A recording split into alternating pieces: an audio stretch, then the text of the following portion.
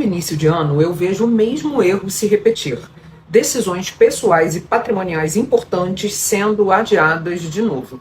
Imóveis irregulares, convenções injustas, heranças mal resolvidas, divórcios que não foram realizados, conflitos que só aumentam com o tempo.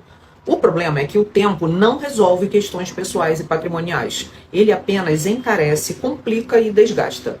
Planejamento não é luxo, é proteção, é prevenção, é cuidado com a própria história.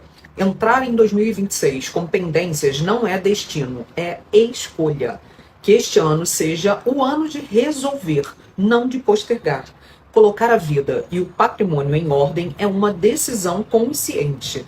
Problemas pessoais e patrimoniais não desaparecem com o ano novo, eles só mudam de fase. E você, começa 2026 com pendências pessoais ou patrimoniais? Me diga aqui nos comentários.